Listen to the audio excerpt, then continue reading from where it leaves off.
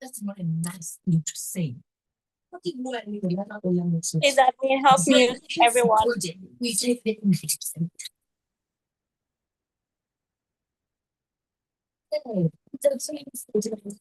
Oh, bello, yeah.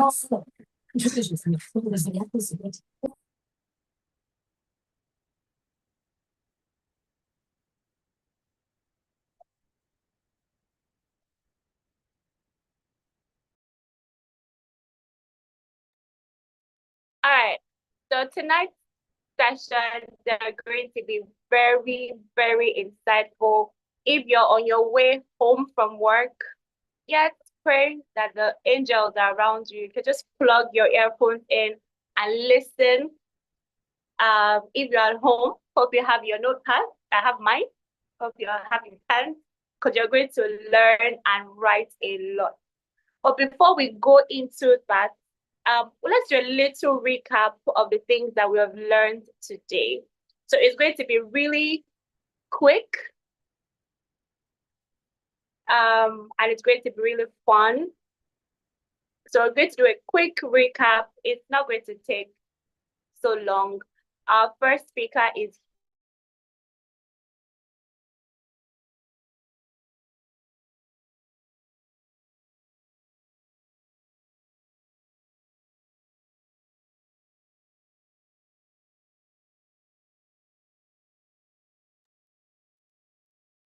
okay, I was muted.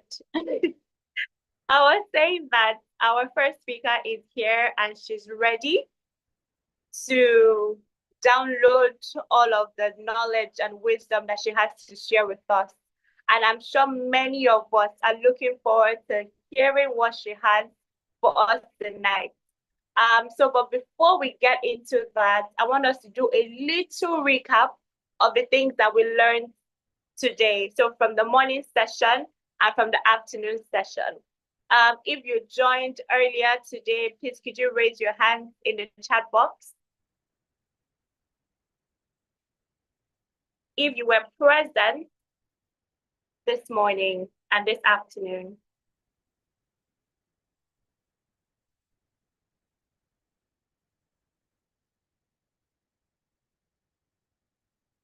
All right, yeah, Toby Martins was here.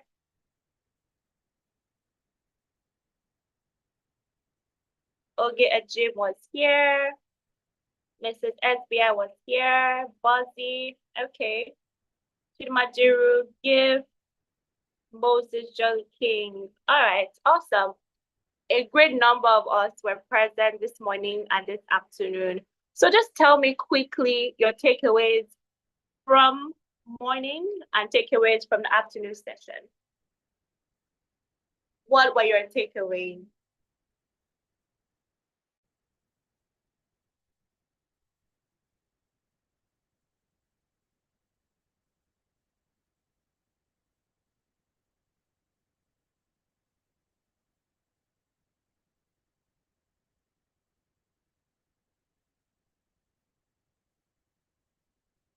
What were your takeaways? What did you learn?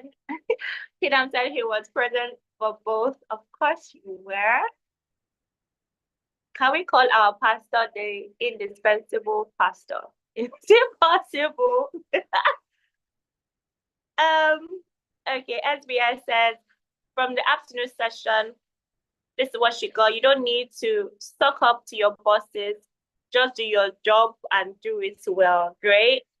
Okay, Chuko of Philly. Yes, our giveaway winner.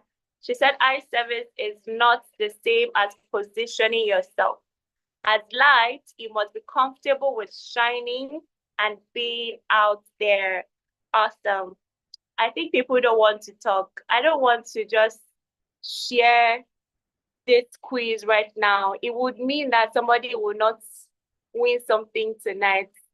I'll just hold it till when we are done, and maybe the questions will be harder. Let me keep my money. Not my money, our money. Let me just keep it since people don't answer me. All right. Okay, Egypt says, You don't pursue politic. Is that how that word is pronounced? Beg or pretend for the blessing. You position for it by doing. Yes, diligence, obedience, observation. Awesome. Buddy's takeaway from the morning session, she says, diligence is a non-negotiable for me. Yes, Freedom says that it's one of the things that we need for acceleration. All right, let us take two more comments. Then I read the bio of our first speaker for tonight. All right, Osafen, I'm sorry, says from this afternoon, document, yes, let there be evidence of your involvement of exoneration where necessary. Yes, that was awesome. Moses says, for the morning session, diligence. There is a difference between having a job and a career. Afternoon session, be growth conscious. Awesome. Thank you all for sharing. It means you were all listening and paying attention. All right, let me take SBI again. It says diligence is doing the right things the right way and at the right time to get the right results. Yes, very, very true.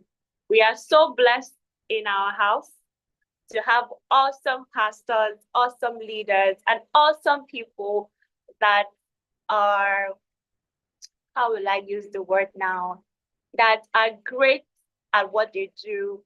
They are excellent at what they do. And when they share from their wealth of knowledge, you know that these people, they got it. They have it. You know that what they are sharing with us is just A+, it's excellent, right? And Pastor Dami blessed us remarkably. Can we just give a round of applause? Shout out to Pastor Dami. He woke up early, 6 a.m., suited up to give us good, pure, undiluted words. And I know there was plenty of bad words inside, but it was just solid. It was good breakfast. Can we appreciate Pastor Dami Lola? Oluwatoyebo, Dr. Freedoms in the chat box. Yeah, Chinua said he wants us to next to press and next. He absolutely did. And can we appreciate first the anchor of the afternoon session, DMD Bukola Idehe Omoimin, inside joke, and our speaker, Modupe Okusoya. Can we give them a round of applause? It was solid. It was just a great time of just listening to them. Even their beautiful faces, their sweet voices, it just made the whole thing very sweet. Let's appreciate them. Thank you all so, so much. All right? Yes, it's true. Podcaster girlies, they resemble the two very well. All right, we're going to go straight into our first teaching lesson for tonight. If you are excited for this next session, I need you to I don't know, demonstrate in the chat box, because I would read out the person's profile. I don't know if you can jump inside the chat box. I know what you have to do, but you have to show some love to our first speaker for tonight. Are you ready? Are you ready? Admin, when our speaker comes up, please can you pin her to the screen? All right. This person's profile is so extensive, so I'm just going to pick a few things from it and share with us.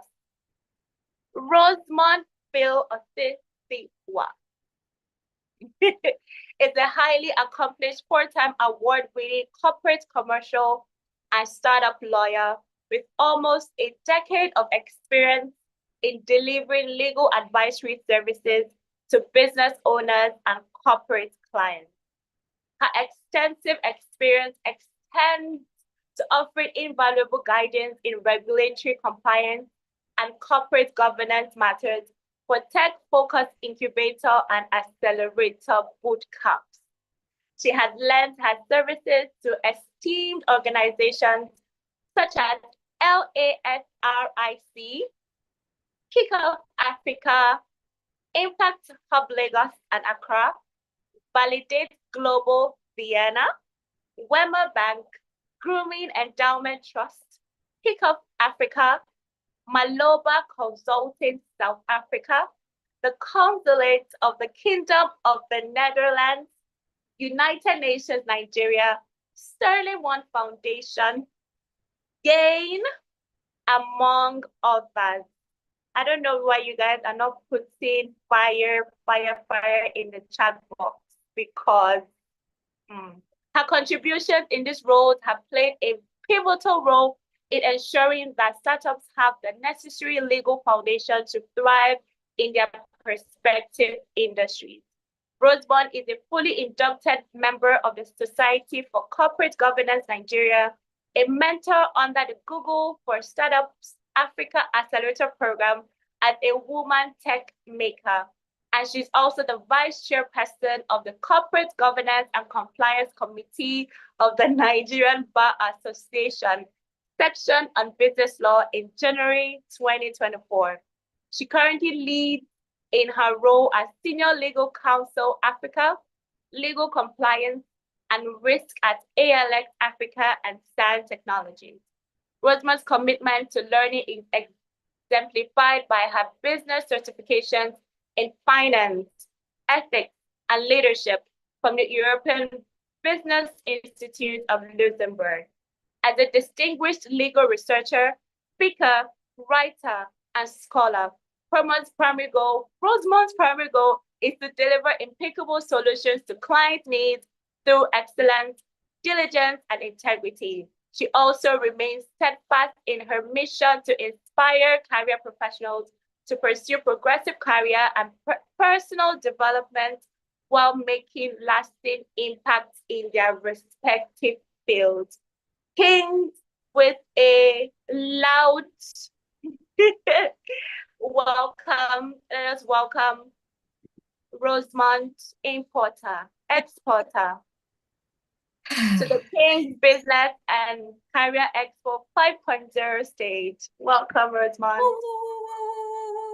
If I was in the church setting, I would say, are you clapping for Jesus or are you clapping for me? But this time you are clapping for me, so thank God. Thank you very much, Pastor Uche. I'm so grateful. And good evening, everyone. Oh, wow. Was it my profile they read there?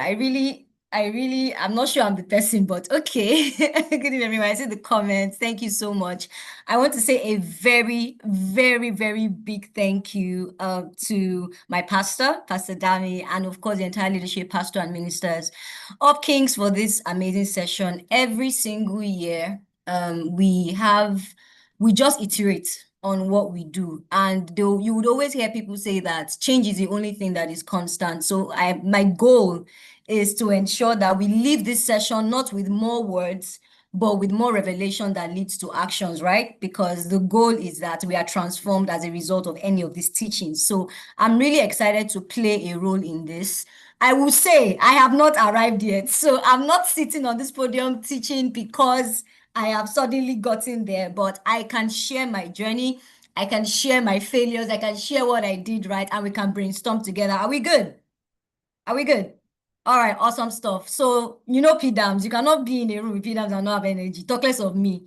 So please, can we put comments in the comment section? Let me know on a scale of 1 to 10, how excited are you about this session? That's my first ask. My second ask is I need you to drop your name, your title, and how long you've either been in business or you have been working. So let's go. Name, what you do. So are you a sales representative? Are you a product manager? Are you a student? Do you run a business?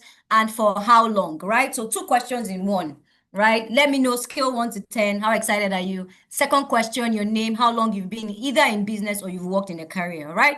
While you're writing that in the comment section, all right, I see Hannah says 1,000. Wow. Okay.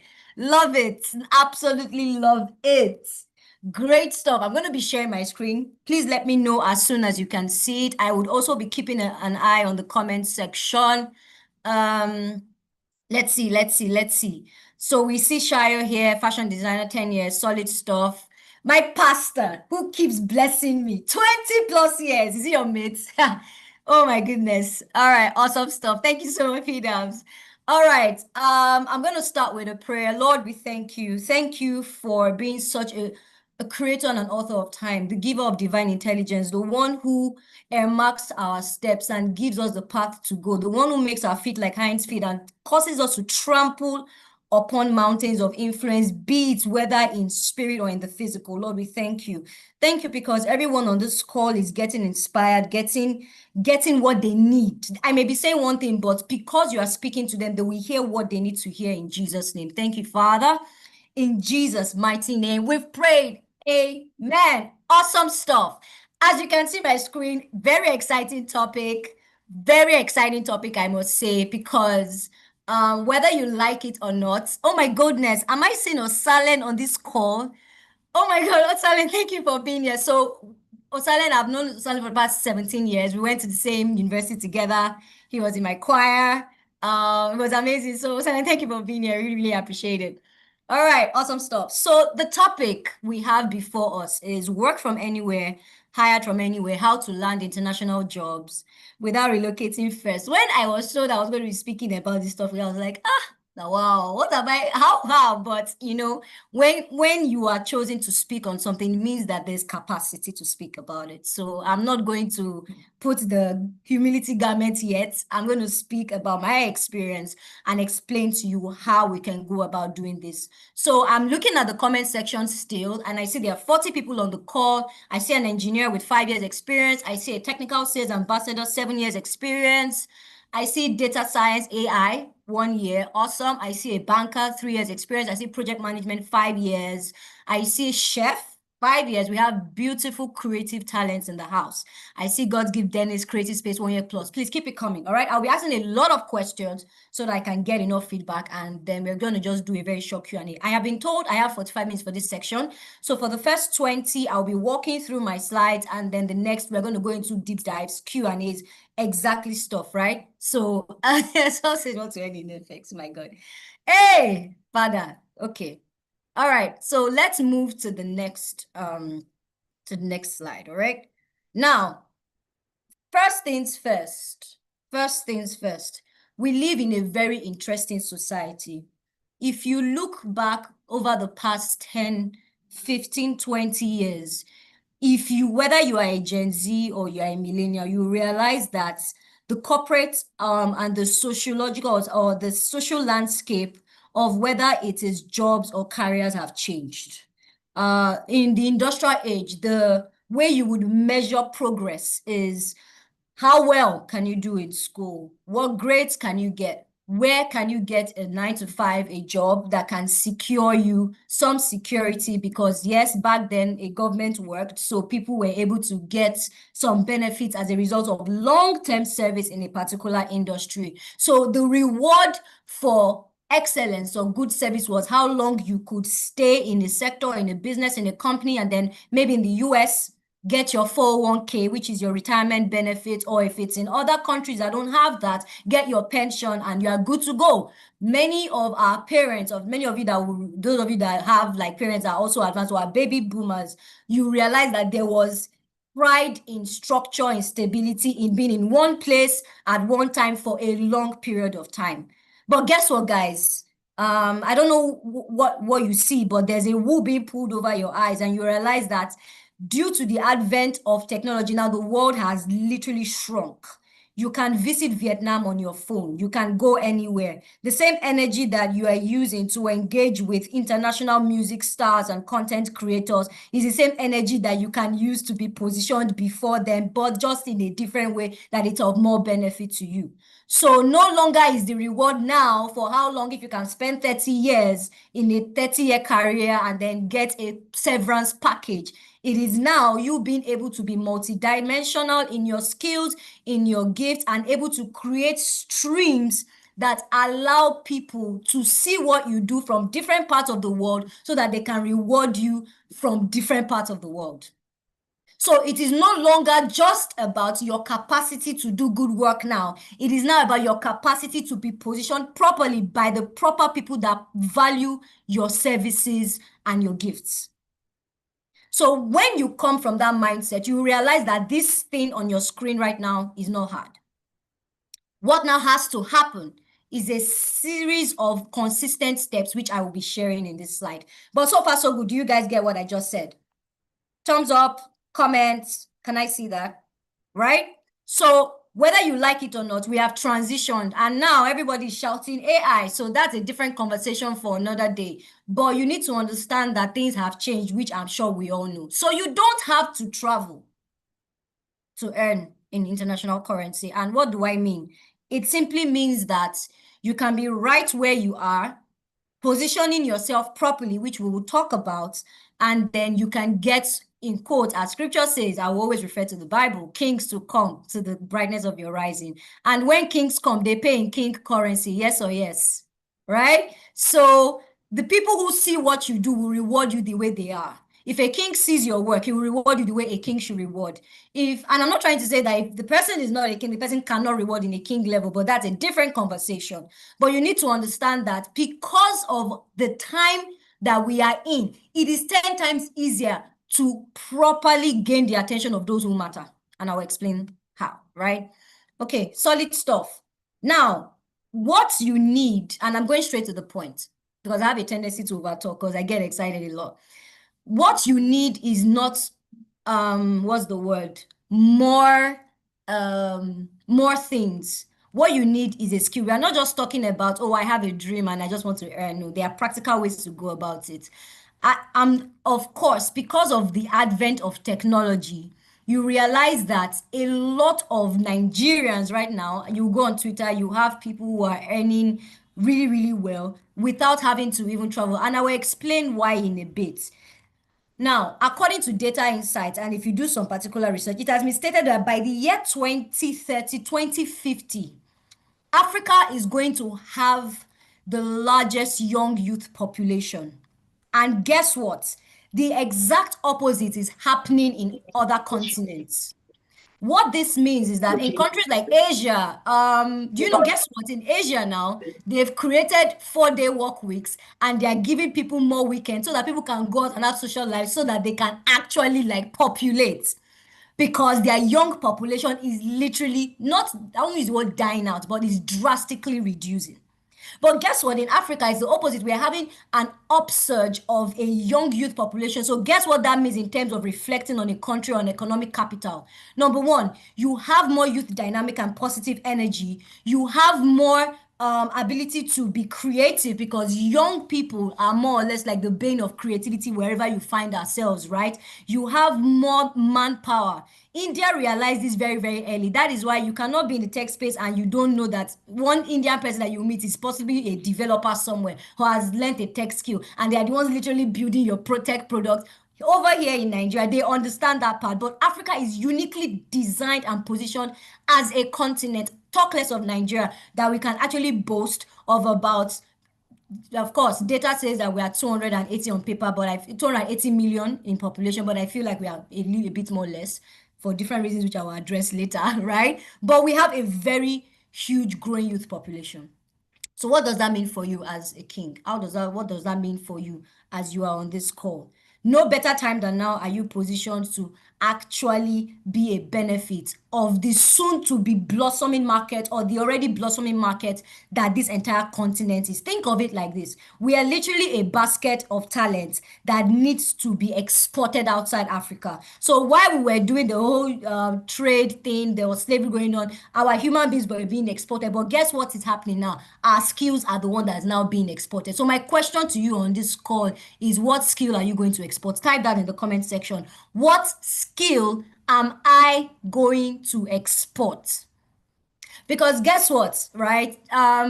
Seed time and harvest does not cease. Buying and selling is not going to stop. From the days of Joseph when he was sent into Egypt to solve global economic problems till today, there will always be a demand for people who are able to solve problems. And if you are able to solve global problems, you'll be paid on a global basis. My CEO of my company always says something. When you have the privilege or you have the means to have privilege, your responsibility is to do hard things. So let's have in the comment section. What did I say you should write? Everybody, I need at least the next 10 people I'm going to. So ask yourself, that's the first question you're going to ask yourself. What skill am I going to export?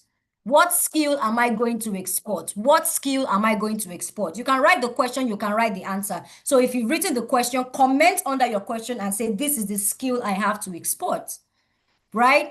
And I'm going to explain why, because there's a lot of opportunities. And let me just quickly go. So, okay, I see more comments. I see more comments. Solid stuff. I see more comments. Please, when I hit the 25-minute mark, please, somebody should just, prompt me. Someone should just prompt me by the DM. All right, great. So we're going to do in a case analysis, guys. Meet Tolu. Tolu is a 26-year-old self-taught product designer based in Ibadan. She's good at what she does. Really, really detailed. She has amazing clients on Instagram. They love her designs, attention to detail. But all our clients are local. She's in Ibadan. Well, not that there's anything wrong there. I just coughed. She tried applying to a few remote jobs on LinkedIn, and we work remotely, but really, really never got past the initial stage. And then one day she just, she's swiping by, Twitter and all that, and sees a tweet about a Nigerian guy who lands a job with a company in Berlin without leaving Lagos. And she wonders, what exactly did he do differently? So let's pause for 2 seconds. Now think about Tolu and think about where you are. Peter, oh God. Think about that question for a bit and let's pause for 1 second and let's answer that question, because many times we come on this call, we think we are hearing something trust me, I'm not telling you something you don't know already. I'm literally just going to reawaken something but possibly have not paid or are not paying as much attention to as you should. So next question that I'm going to be asking everyone in the comment section: what do you think this guy who got this international job, what did he do differently? I need as many answers as possible. And I'm going to give something to the top three. Yeah, to the first three people who answer this question. So my question is, this Nigerian guy who lands a job with a company in Berlin without leaving Lagos, what did he do differently? So let's have it, guys. Put on your thinking caps. Let's see. Israel says branding. Okay. Olatobi says networking. Okay. Exposure of his skills. Osana said pick a skill that foreigners are willing to pay for and learns it well.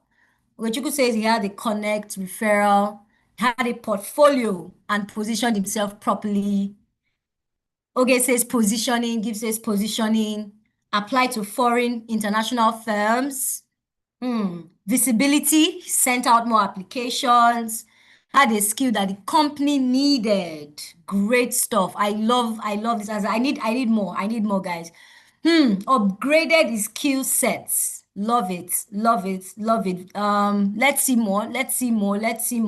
So everything that you have mentioned, got active on LinkedIn, showed off his skill on social media platforms, networked. I see a lot of networks here. I've seen a lot of positionings here. I'm seeing just one connect referral. I'm seeing exposure. That's an angle, sir. Married a white girl, but sir, let's not do a deep dive there. But yeah, okay. All right. So guess what, guys? Every one of you have answered the question. So you are going to go under what you wrote and rate yourself on a scale of 1 to 5. How well have you done what you wrote? Sorry, it's not today. I cannot jabber on something like this. So, okay, your networking skills rate 1 to 5 and be very genuine, like literally no shade. Trust me, no shade. Go under your chart because I'm going to go back, right? On a scale of 1 to 5, you're going to tell me in the comment section, Toby, your networking skills. So when I'm talking about networking is not exchanging cards when you go for an event. Networking is actually plugging yourself into high value communities and delivering value on the level that they can recognize that you are valuable. So rate yourself on a 1 to 5. Do you go for events? Do you go for tech conferences? Do you go to Eventbrite and search what are international events happening around me? So scale 2, okay. McQueen, exposure of your skills. So where do you expose your skills? Who can see what you're doing? Is it on Instagram? Is it on Twitter? Is it on your WhatsApp? Is it on LinkedIn? Scale of 1 to 5. Silent, pick a skill that foreigners are willing to pay for and learn it well. So on a scale of 1 to 5, how well have you learned a skill that foreigners are willing to pay for? So I need to see responses, right? Okay, who's your connect? Do you have a connect or a referral for an international opportunity in case you are willing to maybe change or switch careers? Isaac, do you have a portfolio? You say 3. Okay. Okay, you said positioning. I need to see your responses. Gift, positioning, scale 1 to 5. I need to see answers, guys. Visibility, Duto. Okay. So I'm going to call someone out, and I think I'm going to tell the person to unmute their mic. I'm going to call anybody, so you guys should get ready for me, okay? Sent out more applications. Applications, what kind of applications? Is it sending applications as regards your CVs? I need to know that. So, upgraded his skill sets, grace, good portfolio. What does good portfolio mean? Gift. What does that mean? Referral, okay. Branding, 1 to 5. Yes, Israel. No, Israel, the scale is between 1 and 5, not 1 to 5. So where do you fall in that? Yeah. Okay. And it's okay if it's a 1 or 2, that's why we are here, right? All right, so 1, yeah. Applied to international firms. Okay, so Maka, how many international firms have you applied to? I see 1. Okay, you rated yourself 1, so you know what you have to do, right? Ayokunumi, 2. I see 2. God, Pidams, please. Got active on LinkedIn 2.75. Okay. I hope somebody else did not write Mario Waigo so that I don't know. Skill 3, position networking 1. Ronnie, exposure on skills and networking 1. Upgraded skill set. I see 1 under that. How they connect and refer. Okay, none that you are aware of. God, I beg. Am I the issue? Positioning 1.6. Branding and positioning. Drops mic. Is there a mic I can drop? Like, right? Sure, they will not. Okay, I'm not making noise. Right? So, do we see the issue, guys? No, do we just see it? Like, I can literally end this session now. Say, you guys should go and do this and come back and tell me how it went. Because guess what? I can teach you all the theory in the world. But if you don't do the doing, you don't get the results. Right? So, everything that everyone has said here is 100% valid. That's why I said, I'm not coming to teach you what you already know. What I am here to do is to trigger you to get into action, because it is people who act that get rewarded, not people who dream. Now, we're going to conquer some belief systems that also hold a lot of us, especially on this side of the world, feeling that we cannot do so good as our European, Asian, American counterparts. It will shock you. And for some of us that, that we travel and all that, you realize that these people are looking at us and are like, where are you guys getting this energy from? Because guess what? One of the, this thing about working or living in a system that is functional, he makes you relax. So you're like, well, if I don't go to school, if I don't upskill, the government is there. I hope you know that people who are jobless, they literally get like stipends on a monthly basis in the US. I don't know what Trump has done, because that guy, I have no comments. This is being recorded, right? They look at us and like, why are you guys so energetic about this whole thing about education? Are you realizing that Nigerians, or you say Africans alone, are sponsoring a healthy chunk of the revenue that goes into the UK, that goes into the US? Recently, Trump announced and said, oh, they're going to be having some more interview processes for student visas in the US. And then other people are saying, no, but this guy's bringing money. So guess what? They over there that you feel are your competition are looking at you guys in amazement and saying, oh my goodness, these guys are so passionate about upskilling. So we are not in competition literally, because they themselves, they're even wondering that why are we so excited? Why are we so excited about just, improving stuff? I can really stay here for a while, but I need you to understand that when you have an exposed mind, you realize that your only competition is yourself. The lies or the things you think about that, oh, I didn't have a first class in school, so I mean, I'm not, I don't think anybody, a lot of things. Exactly, Osalen. Right? One Nigerian pays up to 4 times the value of European. So why? We're going to deep dive. We're going to go a deep dive. So you guys have answered the question, guys. And I'm going to share a couple of just 3 things. Like I said, I'm not going to bombard you guys with information, but I'm going to share 3 things that if you start acting on today, I promise you, give yourself 6 months. And I'm not saying that this is a what's the word? A do or die approach. But I'm trying to tell you is that there are so many opportunities before you that what I think you are suffering from is not the lack of knowledge, is information overwhelm. Because you see a lot of things to do. You can't pick one and just finish that one and you're good. God sing, please. Right? And I'm going to share my personal experience, and I'm going to tell you that as nice as this sounds, and some of you are ginger, you're like, oh my God, and you're thinking about your life now. It will not matter if you don't act. Okay? So let's start from the basics. Let's start from the basics. And I am learning this very well. If you think the competition in Nigeria is tough, wait till you stand on a platform or you work with or you sit with people who are as equally or as amazingly talented as you. Then you will realize that what you call your best is somebody's 10 years ago. I hear Pidams talk a lot about, when when he was doing the debaters and everything, and you realize that you may be good in your school. I mean, right? Like you're the boss, everybody. But by the time every boss is coming from different parts of the nation and you are gathering, then you will now know who the boss of the boss is. Why am I sharing this? As much as positioning is great, branding is great, I'm going to talk about it. There's a reason I didn't mention that first. Is that your work is the testimony of how good you are and how long you will last in the opportunities that come. And this is something that you are going to constantly learn over the course of your work. Because guess what? The people you do the work with are the ones that will testify that I recommend this person. That's why somebody said recommendation. Recommendations. And I can tell you for free, I mean, practically, right? 90% of the work I have done have come from referrals, not applications. So that's why I was feeling a bit weird when this topic was sent to me, because it's because someone will sit and say, Rosamond went and was throwing CVs. Don't lie, I did it at the point, but was throwing CVs everywhere. No, I just realized that if I can do one thing and do it with such blindsided passion and aggression, I know that not only am I benefiting myself, but I am putting a positive word in the lips of everyone that I'm working with. So if I'm volunteering, I'm doing it with excellence. I'm doing it with my entire heart. Even if I make so, another thing is that a lot of us think that good work means that you will not err. You think that good work is that it's going to be 100% all the time. No, let me tell you what good work is. Good work is you showing up on the days that is not convenient.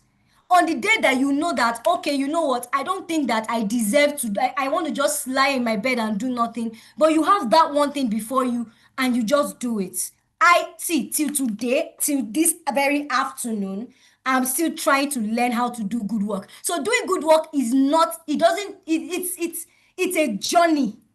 It is not the end at all. You keep doing good work, you keep improving. And I'll tell you why this is important. Let's go to the part that is really, really juicy and a lot of people like. A lot of people are popular. A lot of people want to gain followers. And a lot of people really just want to, be seen out there, which is 100% good. But ask yourself, what's the goal of you being known? Is it because of the fact that you want to be able to claim and say, I have this number of followers? Or what really is the end goal? Because in the world of digital, on the digital economy that we find ourselves, the way you measure trust now is in consistency. Consistency is the currency for trust. If you can do something and be known for something well enough and long enough, as you keep talking about what you do well enough and long enough, people begin to remember you quicker. So if you are doing fashion, do it, like consistency, because that is how people recognize that this is who you are. Practical example, for the longest of time, I know for those of you that know me and are close to me, you realize that every time I'm shouting about startups, about companies, about corporate governance, about how they have to do things right, blah blah blah. I started this my shouting journey from 2020, right, till tomorrow. So I am not surprised that when people come to me, that's the question that they are asking. Why? Because I've built trust equity in their hearts long enough and consistently enough, backed it up with some good work that has deepened their trust in my capacity to deliver. So if I don't show up on any platform that I have said I need to show up, where my customers or my international clients are, they won't know I exist. So some of you, you are good, but you are hiding because there is not just fear of failure, there is also fear of success and the pressure that comes with success. And you have to deal with those two things. Now, the comment section is dry. Can I see some comments, guys? Because some of you, the problem is not that you are not good. The problem is that you are afraid of what the responsibility of success will bring and the scrutiny that's going to be on you. On the fact that you are going to have to start managing and leading people. On the fact that you are going to have to stand on stages with people who you think in your mind are better than you, so you doubt your capacity. Who cares if you make mistakes anyway? But are you showing up? Are you sure? Like, see, I was sharing with Peter, I said, in this new role, I mean, I feel like God just literally just took all my story and said, he didn't say Lori raw. He said, oh yeah, carry, or yeah, go and practicalize. Because there is pressure that comes with recognition. You know, a lot of people just want to be popular, but there's pressure. Have somebody sat on, as great as you are, as somebody sat on you and giving you feedback that you just went for 2 days and just thought, really had a long thinking session about your life. If you're not surrounded with people that can challenge you to the next version of yourself, I'm sorry, you're in the wrong location, but that's not what we're talking about. We're talking about Forex, Abby. Let me move on. Okay? Right? So, that's the point. Because if you're going to learn international clients, you're going to have international competition. You're going to have international KPIs. You're going to have international OKRs, objective and key results. That's what it means. And KPIs, or key performance indices. That's the way corporate organizations track and measure productivity based on what they tell you to do. So they give you a target. How are you able to meet those targets? And they are very, very objective. They don't have time to be massaging your ego, whether you're emotional or not. Right? You're going to deal with international timelines. Right? Thank you for that. Right? So understand that to play globally, you now have to remove this Nigerian scarcity mindset, blaming your emotions and all that. And you have to now become a, what do they call it? Like a Navy SEAL with a tough skin. Because nobody is going to be hearing the fact that, oh, this happened to me, that happened to me, especially if you're going to be working remotely. Like, who cares? Deliver.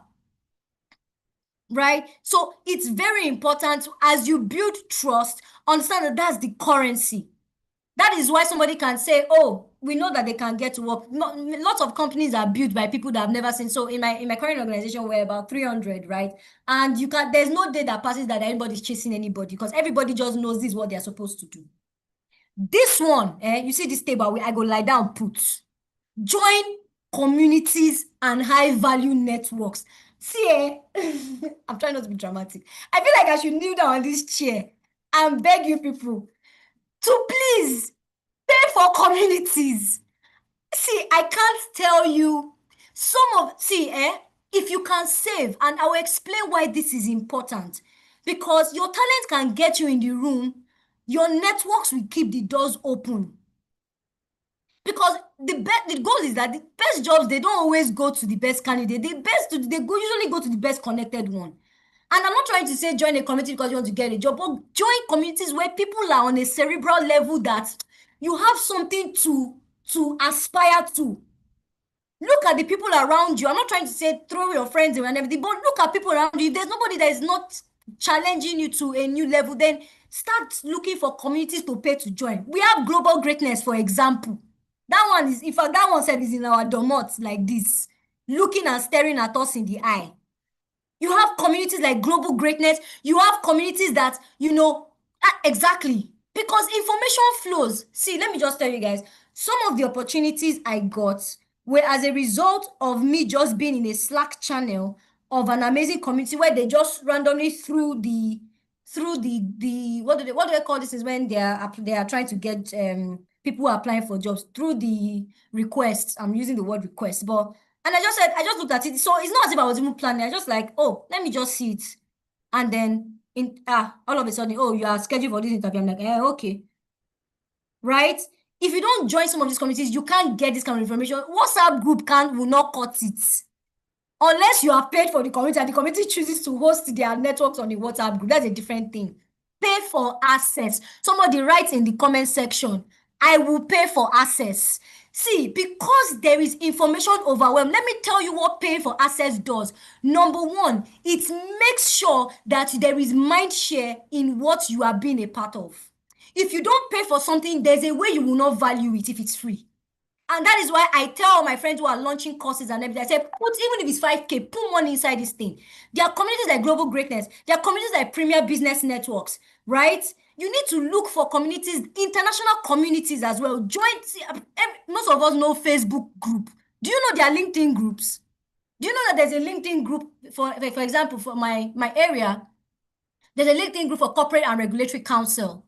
So lawyers who are working in multinationals are corporate, there's a group for them. And some of them, those groups are not even free. So when you see a community and you know that there is value in this community, I beg you, please pay. There's a reason why people are paying, right? So that is so important.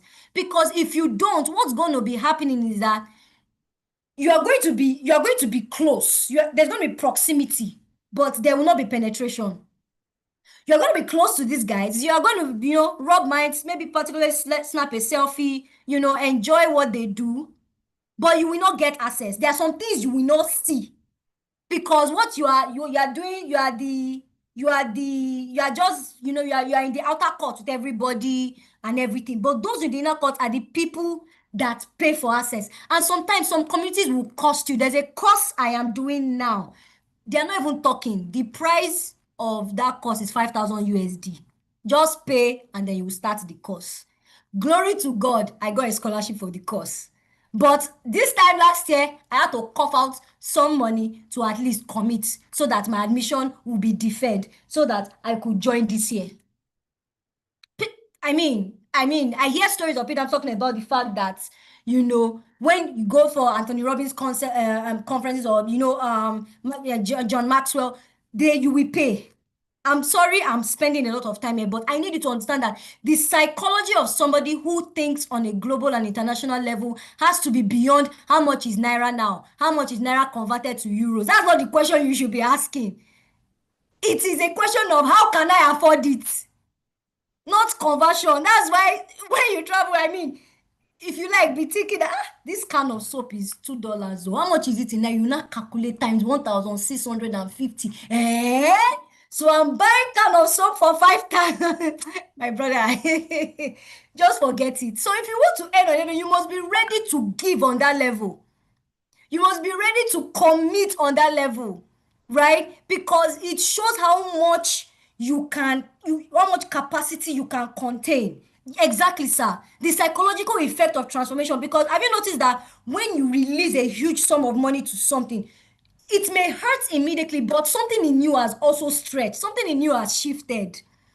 So it no longer is expensive again because somewhere in your mind, you've conquered that level.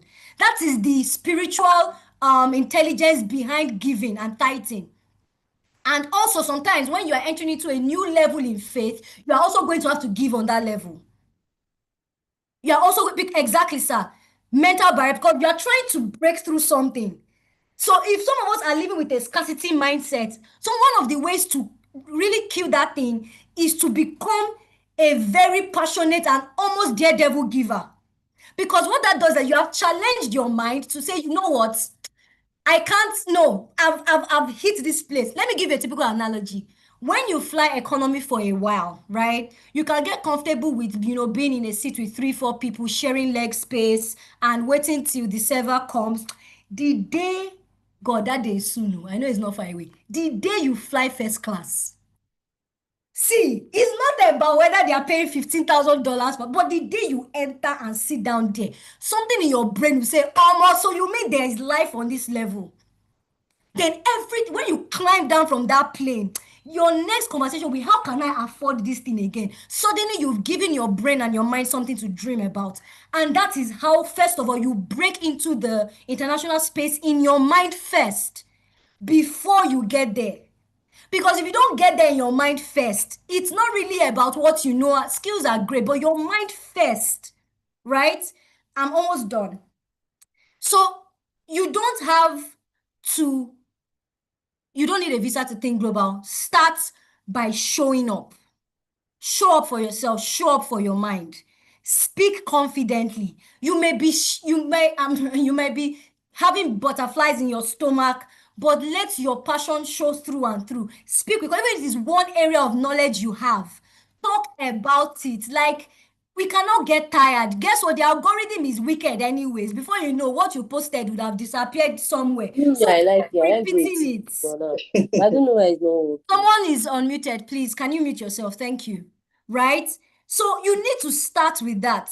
Stack your wins where you are. Take a record. I remember there was a time where I was trying to, get a particular opportunity and everything. A mentor of mine told me, said, Rosemond, write every single thing that you have done and put all your wins in a sheet. Every day, look through it and remind yourself that this is what you could do.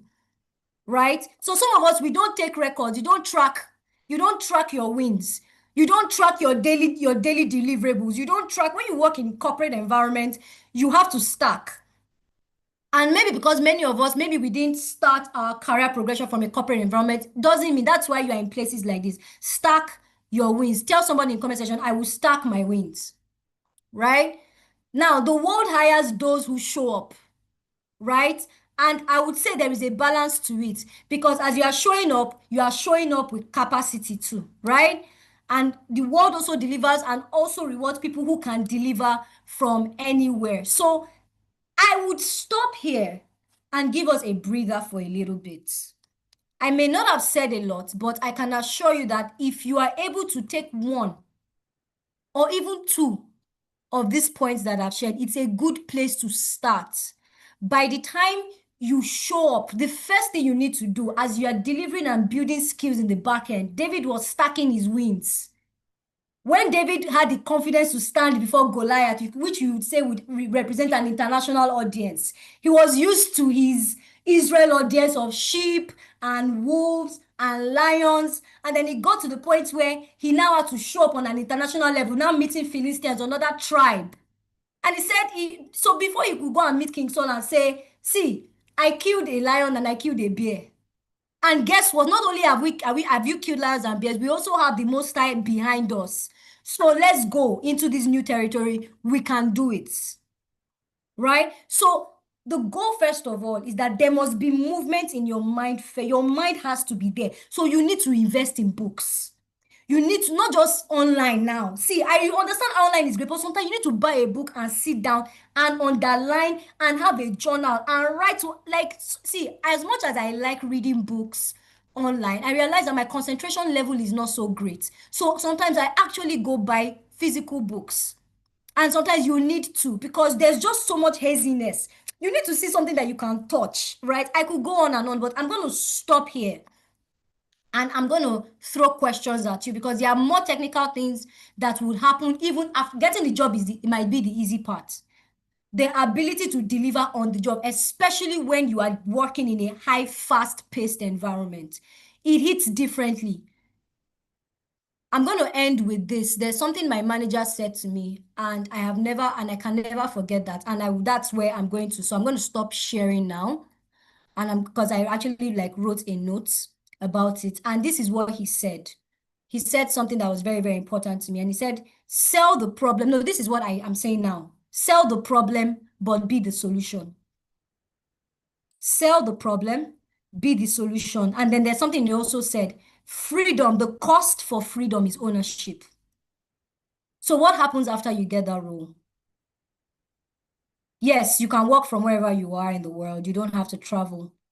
But how much ownership are you going to take over that new responsibility that has been given, which I find myself having to deal with every single day? Because the cost for freedom is ownership, right? And sell the problem, but be the solution. Everybody can say that there's a problem, but few people are willing to dedicate their time and themselves to be the solution. And then when you are able to do that and you start positioning yourself, opportunities will gravitate towards you. You will be able to see places where you can work. You'll be able to position yourself and define clearly what you do in a way that international recruiters will be overwhelmed and will be captivated. And you getting the opportunity is only not just going to be a matter of time, right? So I'm going to stop here and I'm going to say thank you very much for the opportunity. Everyone on this call, go back to what you said is the answer to Ola's problem. And that 1, 2, 3 scale that you wrote, make sure it's a 5 by the next, or make sure at least minimum it's a 4 by the next 6 months. If you can take one of those things that you mentioned and you can action on it, I can assure you it is only going to be a matter of time. So thank you very much, everyone. I'm very, very open to questions, and I really, really appreciate the opportunity to really just share my experience. And then if you have practical questions you still want to ask me, I guess the floor is open. Over to you, my amazing host. Thank you. Wow, wow, wow. Can I say wow like a billion times? That was so good. That was solid. Rosemont, we know that you are wise, but come on, you blew our minds. You threw the ball out of the park. Come on. Can we give a round of applause again to Miss Rosemont? That was so good. So good. I mean, I'm sure everybody has a lot of things that they have written out, a lot of things that they want to ask, a lot of things that they need to go back to do. That was so good, so good. I think it was Godson that put 6 months. Chakam, just give yourself some time. Prepare for this big international gig that you're actually looking forward to. So good. Please, can we appreciate Rosemont one more time in the chat box? Thank you so much. We're going to take questions, and we can do that for a few minutes before we go into the next speaker for the evening. All right, so if you have questions for Ms. Rosemont, we can take maybe 2 or 3 solid questions. If there are things that, oh my God, I apologize. My camera is back on. I forgot. So if you have questions, please raise your hand. We'll take your questions now. We can take 3 people before we go into the next speaker. The speaker is here. All right. So Oge Ophili has Temi also said he has a question. Yeah. Temi, do you want to mute yourself or do you want to chat? I think you should unmute yourself. That'll be fun. Someone said, Danke. Danke schön, Rosemont. Can we just take Oge's question first? She said, what are the practical steps to show up boldly and confidently? First thing I've learned by experience, knowledge conquers fear. When I have something to show up for, because I don't want to look like a fool, I would spend a lot of time getting knowledge about what I need to show up for. So the first thing to identify is, okay, first of all, what am I showing up for? Is it an interview?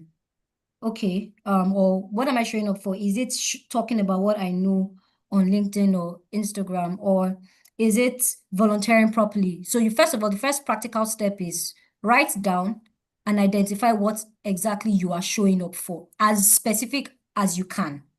Or is it, so maybe you can give me a practical example of maybe what you do. Write that down. I'm sorry, I write a lot, right? The second thing is, why identify what's the fear you have that you feel is restricting you from showing up in that level or on that level?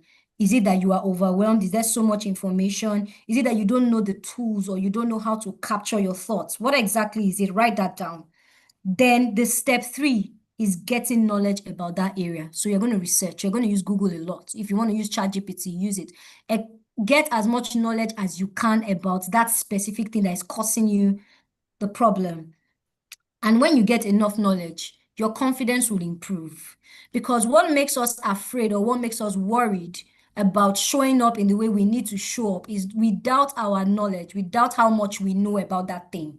So you're afraid that if someone sees you talk about this, they will judge you that you don't know as much about it as you are claiming you do.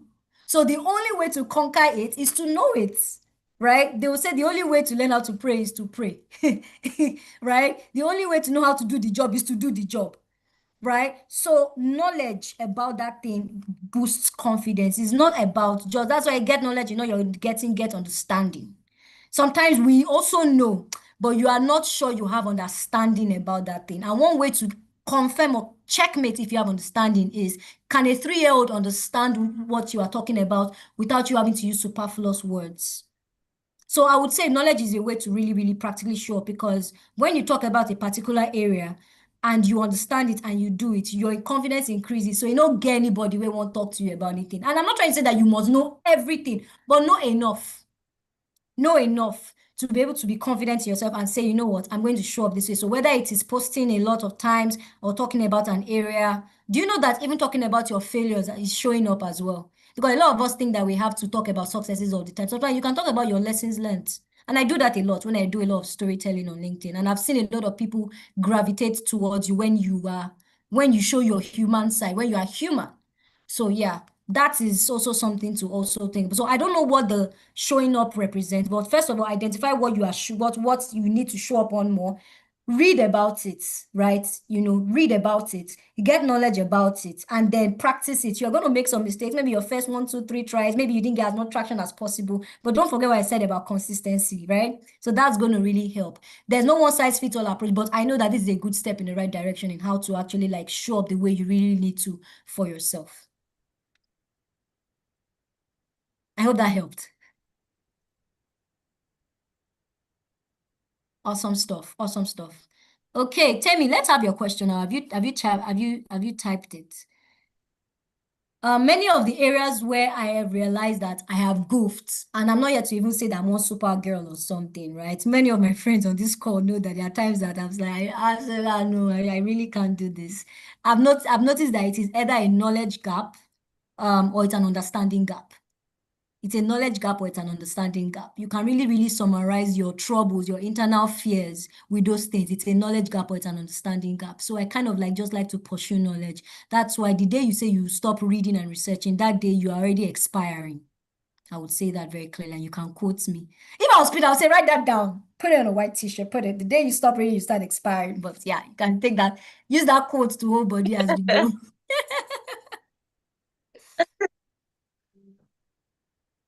Send me my white paper. Yes.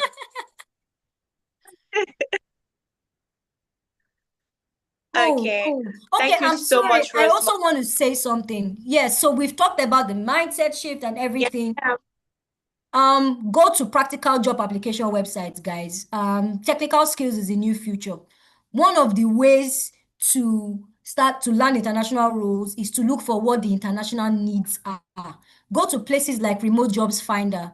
The company where I currently now consult for ALX Africa, we literally have a training program that teaches skills. So things like cybersecurity, project management, software development. You may not be a core technical, but there are skills that are not core technical, but are really in demand, like product management, project management. You don't have to be a coder to learn those things. You need to get a good tech skill. And for someone like me that is non-skilled, I'm literally a lawyer, so there's no coding in my blood at all, right? But don't forget that the areas that you practice in, there are also international needs as well. So of course, Israel, why would I? Right? So go to sites that offer technical and skill trainings that are able to position you. One last experience I had before I'm going to end this is sometimes the road is not linear. You won't just go to remotejobsfinder.com and just apply, and think one job will click. Sometimes it's many things that will lead to the job. Sometimes it's a cold call. It's a cold chat on LinkedIn. Sometimes it's joining a community. Sometimes it is you actually on the path of upskilling. You meet somebody who shares a role and is like, oh, we're looking for interns. Sometimes to start with an internship and then it will graduate to a full-time role. So don't discountenance or don't throw away opportunities that come because it is not the end. Is it paying you in Forex? Yes or yes? Take it. As long as it's something that you can deliver on and you can start from there. Everybody's journeys are going to be different. So I can't give you a one-size-fits-all approach. But sometimes you will combine all these things together, then put a little inner inside and ask the Holy Spirit for direction so that you can get those particular opportunities. But go to international recruitment websites and then research. Just go to Google and type international job recruitment websites. You'll see a list. You can start reading and getting understanding about it so that you can start crafting your CV properly, position yourself even as you are upskilling, you are changing your mindset and you're being a part of amazing communities. One way or the other, these things will come. All right. So I also wanted to mention that. Thank you. Thank you so, so much. This has been a lot. Great information. It didn't go over our heads. And I believe that it sunk in and people learned and absorbed a lot. I was just going to say quickly before I read the profile of the next speaker. There's something that Pastor Dami said, I think it was on Monday this week. I can't remember. But he said that most of us are thinking of that big thing. So if it's the 50 million naira that we want, or whether it's this big FX job, international gig that we're looking forward to, but you don't know the small steps that lead to that place. We're eliminating all the tiny steps. So this is what Rosemond has talked about today, the tiny steps that lead to the big picture. So do the due diligence, invest in programs, read books, everything that Rosemond has said. Do. All right, thank you so much again, Rosemond. Can we just appreciate Rosemond in the chat box again? Thank you so much. God bless you. Like Pastor Dami would say, if we had to pay you millions of dollars tonight for this, you know, God bless you. We are grateful. So much. Thank you, everyone. Thank you. All righty. That was so good. That was beautiful. And we're going to go straight into the second speaker. I believe that our speaker is here in the chat box. Please, kindly pin him to the chat.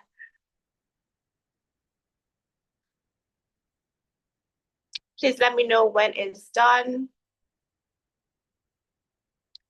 All right, I'm trying to get his profile now. All right.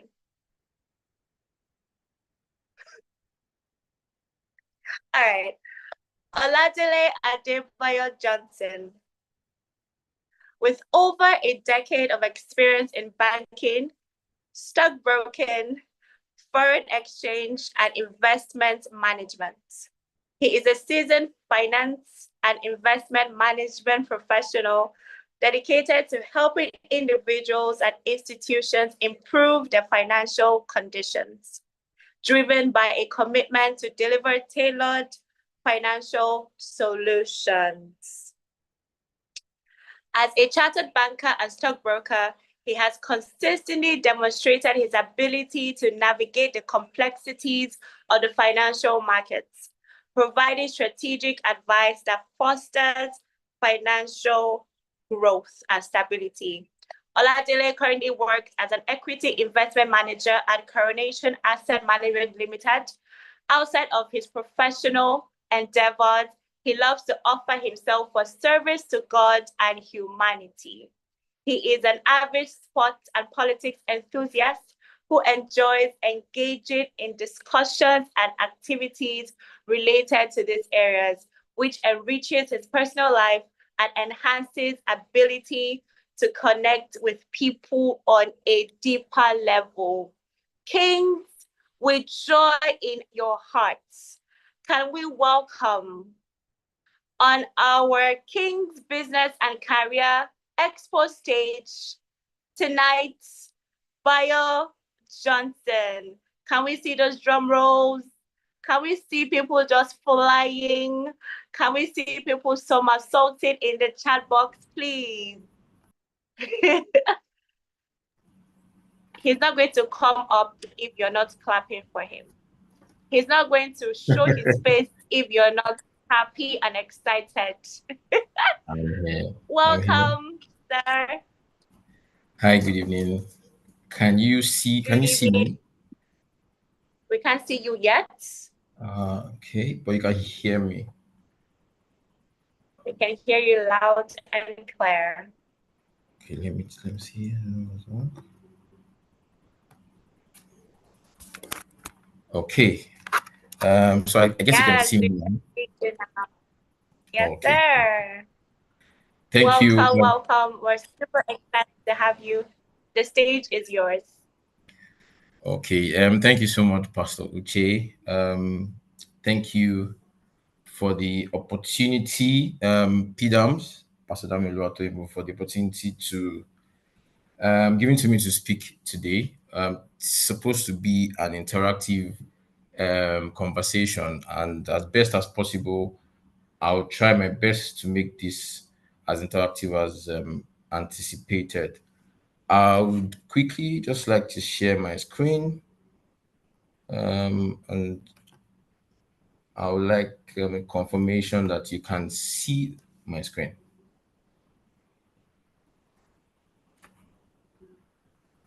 Okay.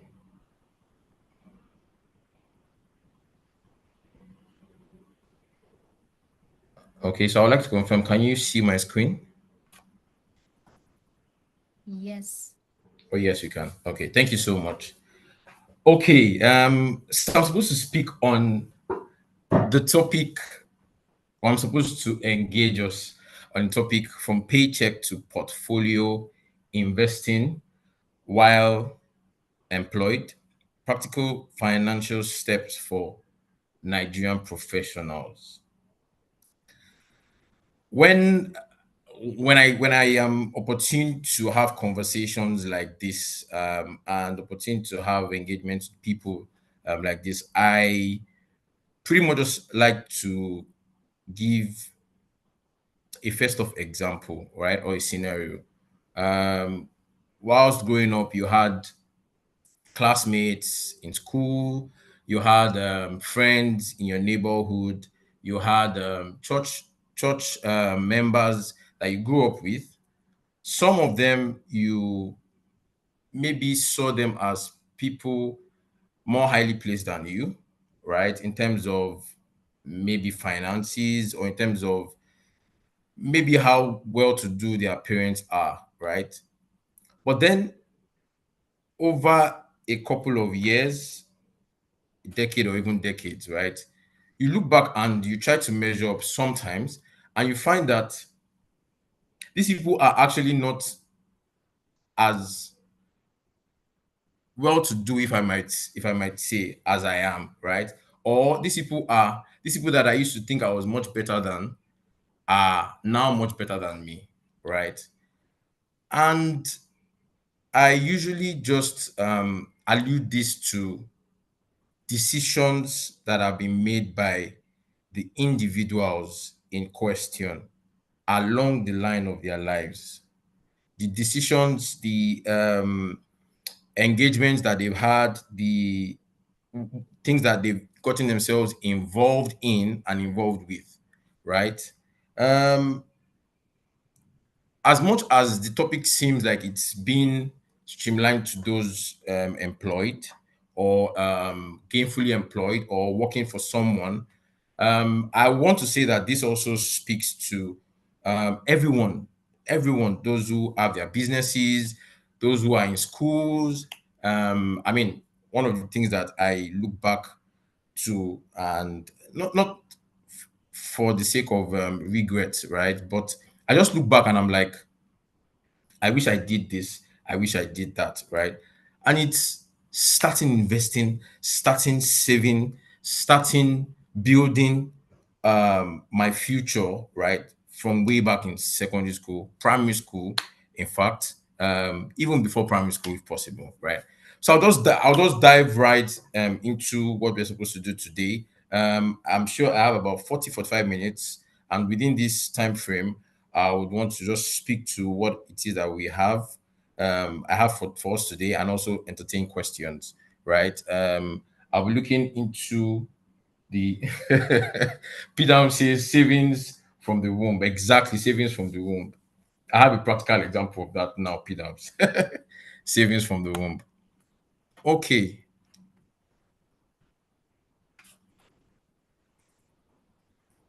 Why does personal finance matter? Right? For those who work, you work so hard, so hard, and your money does not work for you. Um, there is a survey that says that about 80% of people live from paycheck to paycheck. And I can tell you that there was a time in my life that I could say that, so I would say that I used to be like that, right? So salary comes today, 22nd of the fact that I still remember the day that salary comes is so interesting, right? Salary comes on 22nd of the month, and by the 24th or 25th of the month, you're already looking towards the next salary, right? How? Like, how do you then hope or plan to, enjoy what it is that you've earned? How do you plan to, live life? Someone says, God, I beg. How do you plan to not be under pressure? And these are part of the things that, more often than not, people do not consider. And it's why from time to time you see people under stress, so much stress.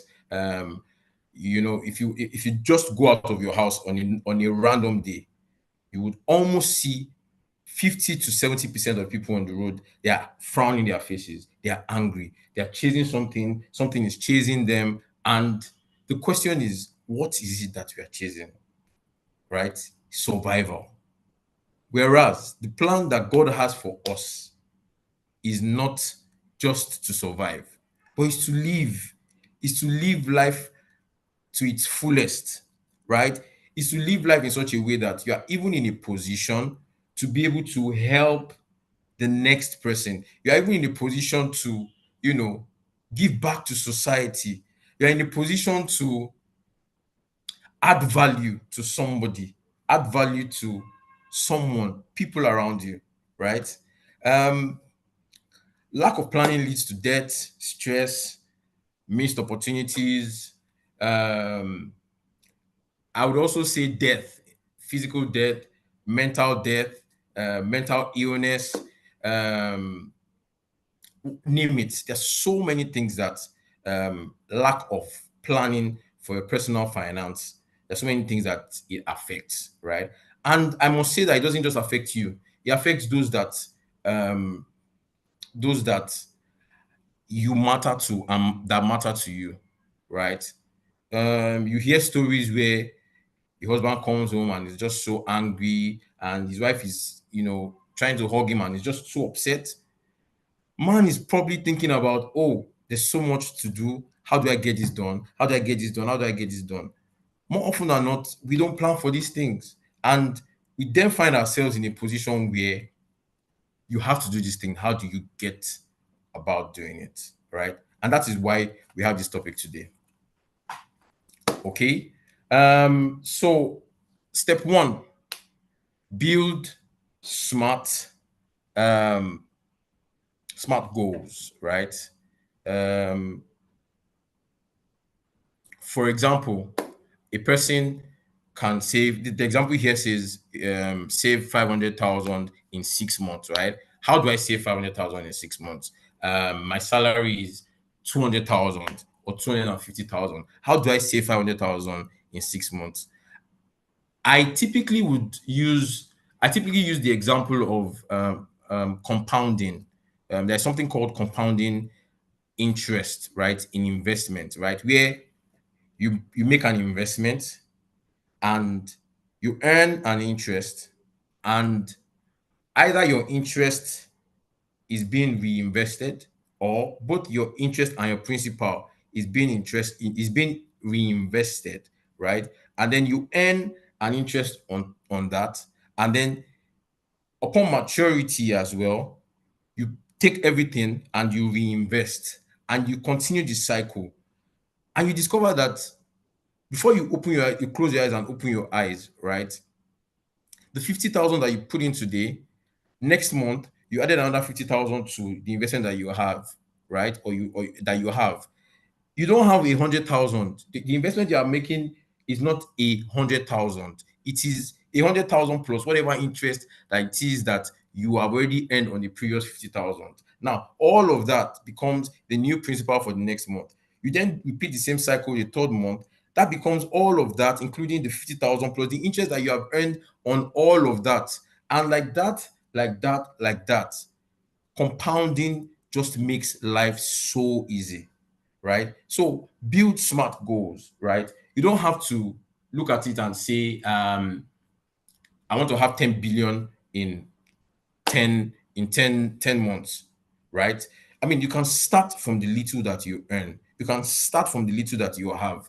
I tell a lot of my friends, people that I interact with, that my journey as an equity investor, right, and as a stockbroker, started with me saying, you know what, I don't have so much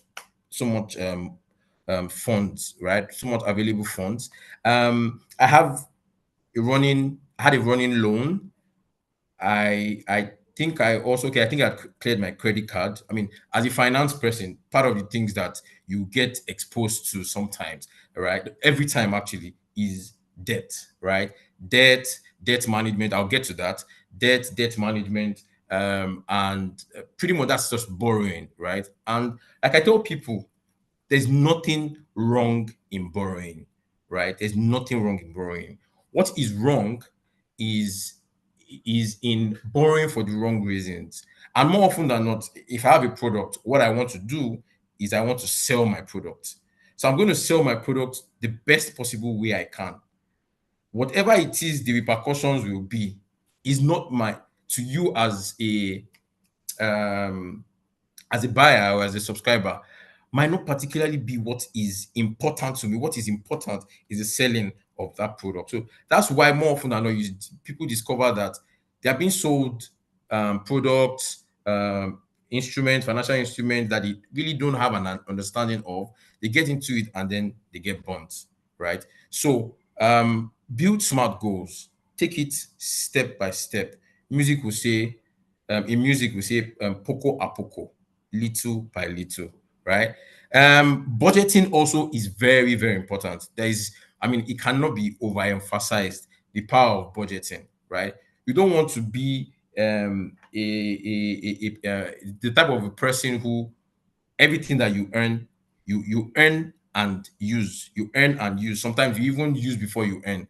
I remember, like I did mention earlier, I remember that there was a time in my life where before the salary even comes, you have spent it, right? That is not the type of life that one wants to live, right? And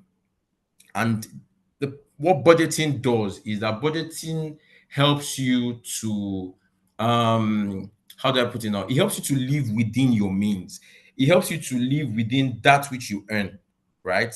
It helps you to live within your means. And there are tools. I mean, I tell people I'm not particular. I'm trying to be, and I really do hope that I am one very soon.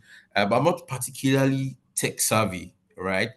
But there are tools that you can make use of for budgeting, right? Tools like Excel. I think there's an application like a money manager. There are tools available to help you with budgeting. All you just need to do is input what you earn, and it just helps you to have a structure, right, around your money or that which you earn, right? And there is nothing much, there is nothing great, there is no payment that you can make for yourself, right, or pay to yourself as someone who works than having what you have earned work for you, right? Having what you have earned, give you the peace that you should have, right? Give you the peace that you should have. Okay. The second step is secure the foundation. Like I did mention, having debts, borrowings, and all that are not bad, right? But you need to ensure that whatever debt it is that you are having is for something that is profitable, right?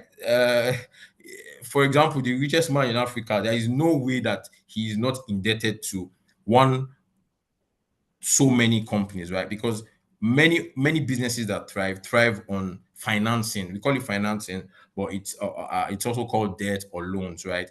So clear your high interest debts first. There are different ways by which you can do it. There's the avalanche method, there's the snowball method. There are differences between them. You can check them up, but one pretty much is talking about um, um, reducing the debt that you have that has the highest returns. So let's say you have a 100,000 loan running at 20%, a 200,000 loan running at 10%, a 500,000 loan running at 5%.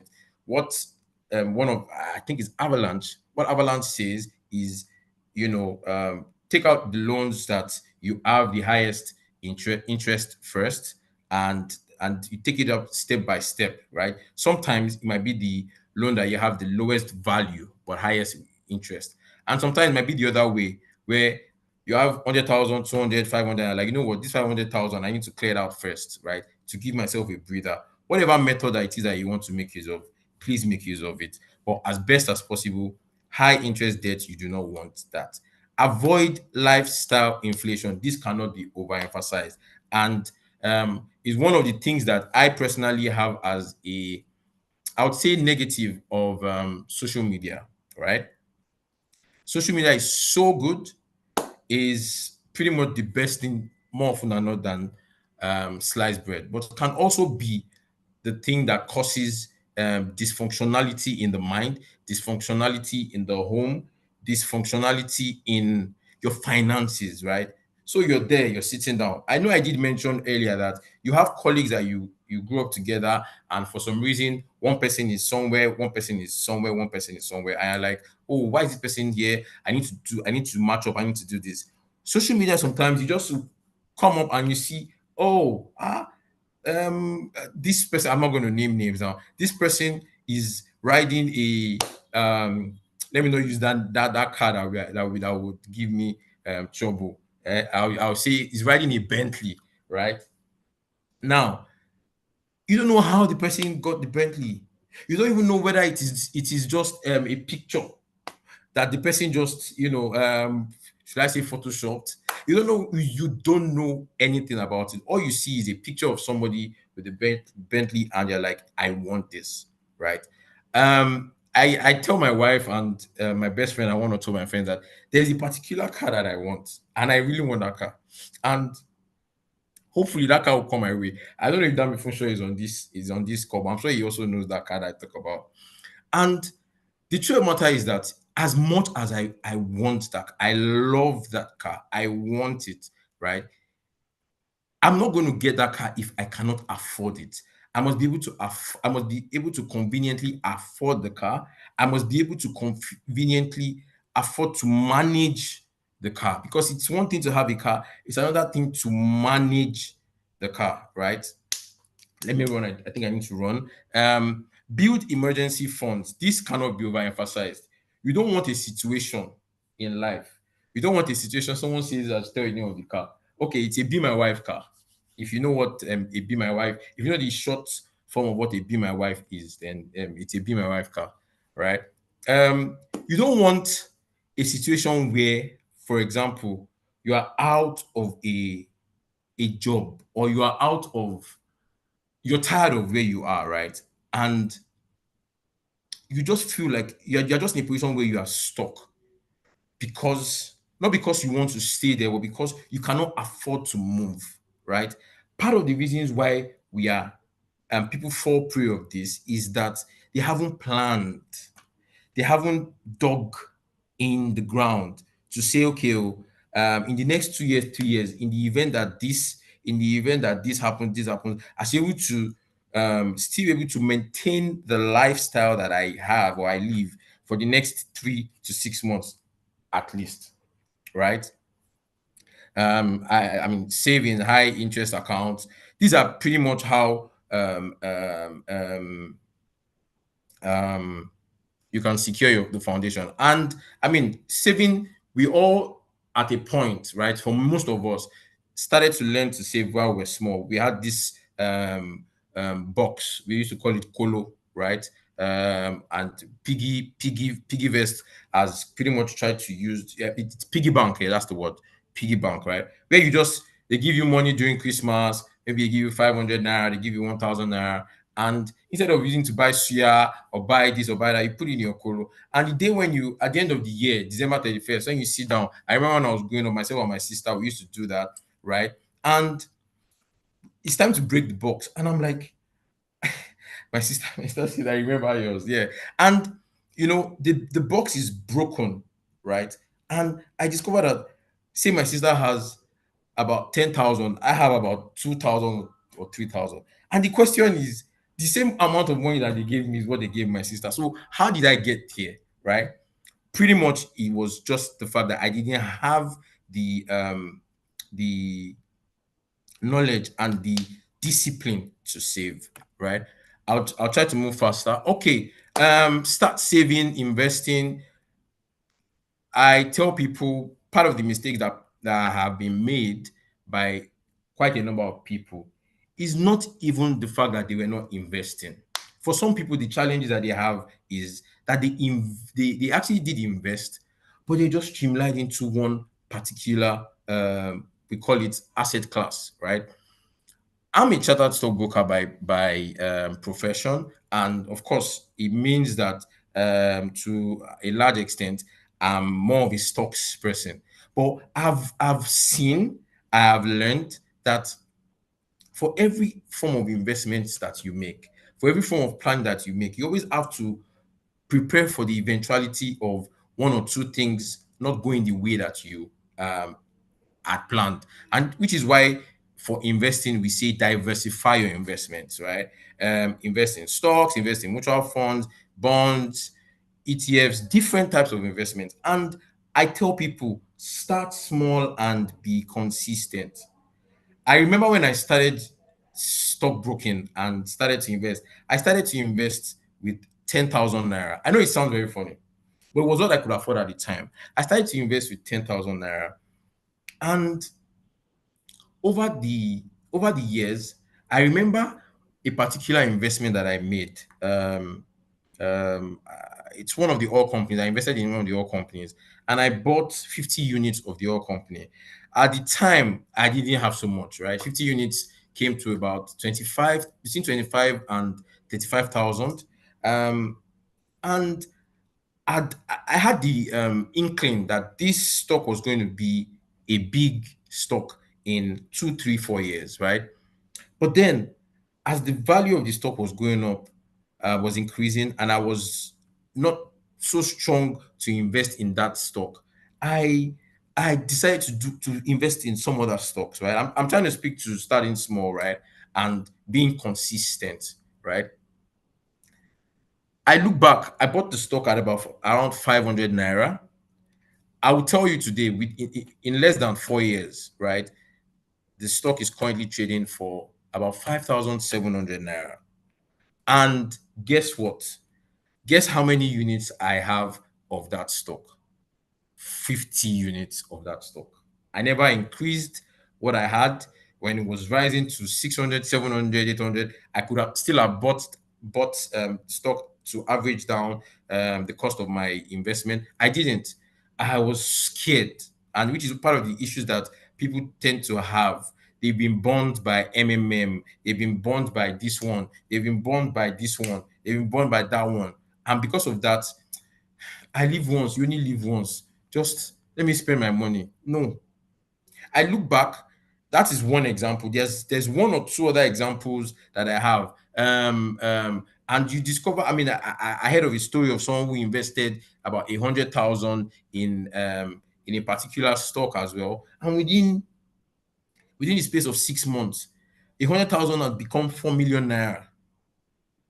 And the question is this: if that person had invested 1 million naira, that's 40 million naira just like that, just by investing, right? Now, people more often than not, like I mentioned earlier, are scared of some of these things. But I mean, you have people that you can speak to, financial managers, financial planners, financial advisors like myself, and maybe, I mean, people that you know.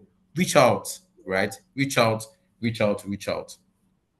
Start saving, start investing. It's never too early. The best time to start saving was yesterday. The next best time is now. For parents in the house, I mean, um, for parents in the house, as best as possible, start investing for your children. It's the best gift that I believe that you can give your children. Not by opening one account and leaving one savings account for many years. No, invest on their behalf. Let the monies that, or whatever it is that you plan to give them, let it, work for them. Okay. Rosemont has spoken a lot about foreign opportunities, global opportunities, and all that. And I don't want to belabor that, but this graph, right, pretty much just shows us over the past 2 years, 2 years and a half, the rise and the fall. Okay, no, the fall of the value of the naira and the rise in value of the dollar to the naira, right? Just for a form of example, I must say that I'm when it comes to foreign currency investments, I'm one of those people that, there's an example that doctors are the worst patients. I fall prey of this, right? And I know that I will change, right? In fact, I've already started to make steps to change, right? And I'm just in final phase of doing this. Don't laugh at me, right? But it cannot be overemphasized that you need to hedge against inflation, hedge against currency risk, right? Someone who invested $10,000 10 years ago, right? Probably $10,000 10 years ago, probably have given you 1.5 million. It's 1.5 million. I think 1.5 million, yeah. But $10,000 today, right? It's 10 million naira. That person, just by having dollars, right? As had some form of appreciation, right? And also, not just keeping the money in an account, also keeping it in an investment. There are different investments. There are mutual funds, there are euro bonds, there are exchange traded funds. There are different investment opportunities, right? That you have. OP Dams, yes, you are right. 16.5 million naira.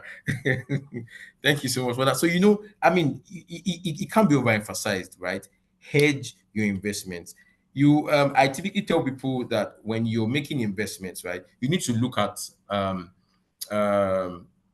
what your needs are and how to target your needs, how to channel your needs, how to fund your needs, right? You are a Nigerian living in Nigeria that wants to live or wants to relocate at some time in your life, and you don't have foreign currency investments. They play, right? They play, right? You are a Nigerian that you want to go for you want to go for school abroad, right? And you don't have foreign currency investments. You need to look at it. You need to look at it, right? So hedge as best as possible against currency fluctuations as well as inflation, right? And different tools that you can make use of, and different methodologies, strategies that you can make use of for investing. I mentioned budgeting tools for apps. I mean, yes, I work with Coronation, and for apps, we have the Coronation Wealth, we have Bamboo, we have other investment opportunities, right, that you can make use of to invest, right? There are different learning opportunities or learning platforms. We have Investopedia, we have Udemy, we have Coursera, different invest channels or opportunities to learn, right? To learn about savings, to learn about investments, right? And I just did this example just to show you how one can, say, oh, okay, I have this, and how can I break down my investment? How can I diversify my investments, right? So for someone that is aggressive, this is a way you can, this is a kind of portfolio choice that you possibly might have. And for someone who wants to take, whose risk appetite is that of a moderate, what do you call it? Is also a type of asset allocation, if I must use that word, right? That you can have. And for someone who doesn't even want to take risk at all, then such a person might not even want to invest in stocks. You can invest in mutual funds. You can invest in federal government bonds, treasury bills, commercial papers, things like that, right? And I know I wrote here that you should rebalance your investment annually, but if you have the opportunity and the chance to do that, right, you can do this quarterly, you can do this biannually, but as a worst case scenario, rebalance your investments annually. Okay. Final thoughts, because I know that we have questions. I know that I would like to take questions and final thoughts. Invest in knowledge and then assets. So there is KBC series ongoing. It's not my business. What?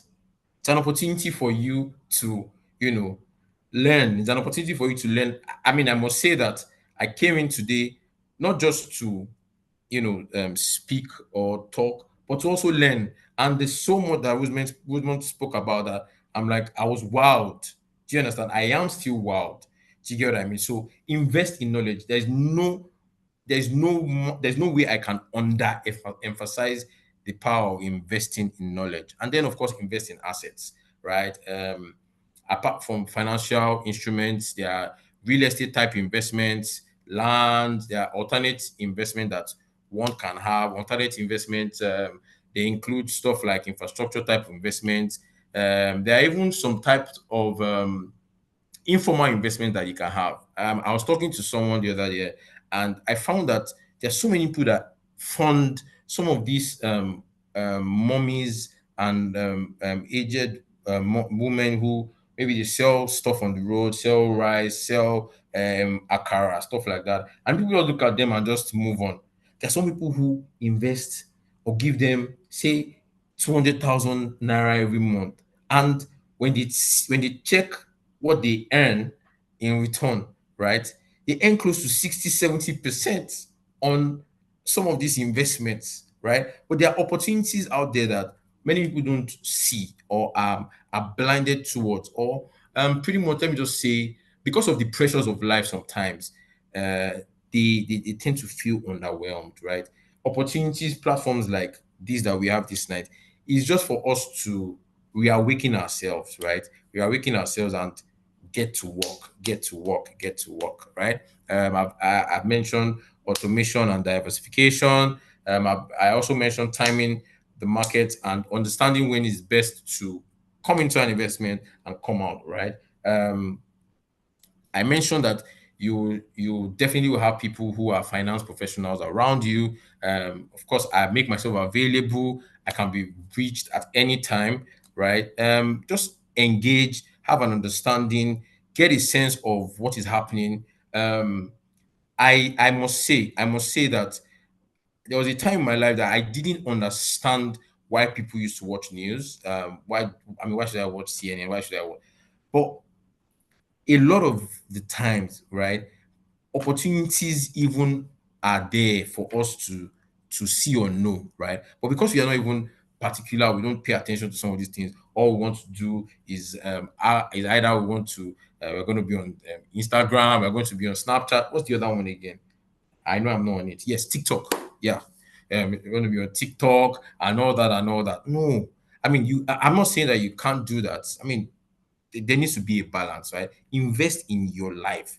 Like Peter always says, your life, invest in your life. And actionable steps that we can take: set goals today, automate your savings, choose a platform and start small. Choose a platform, choose an advisor, choose a person, whatever it is, and start small. Okay. Okay, let me take questions and then I'll just give a closing remark if that makes any sense. So I'll take questions now, if we have them.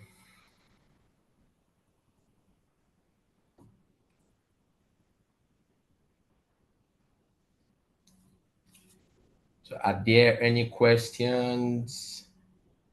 I'm checking through the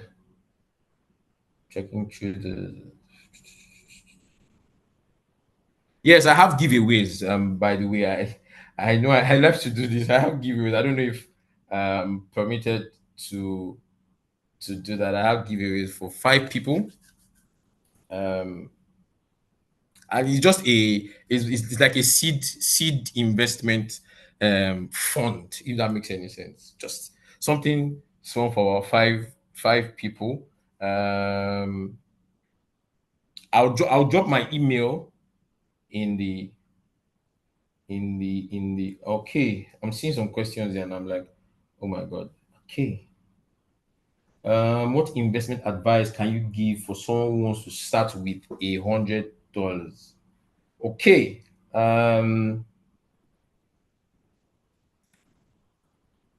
I must also add that for investment, right? Sometimes when you have conversations or engagement with finance houses, finance institutions, um, they have pretty much what they call maybe should I use the word fact sheets that show the components of those investments. And part of the things that you see might be minimum amounts, and sometimes these things tend to scare us, right? My friends, my fathers, mothers in the house, please do not be scared, right? It doesn't matter how much it is, right? You can start small. So for someone who wants to start with $100, right? Rather than keep your $100 in a what's the word now? In a domiciliary account, right? You can invest in a mutual fund, right? There are the USD type that's US dollar type mutual funds, right? And this is where the interesting thing is, right?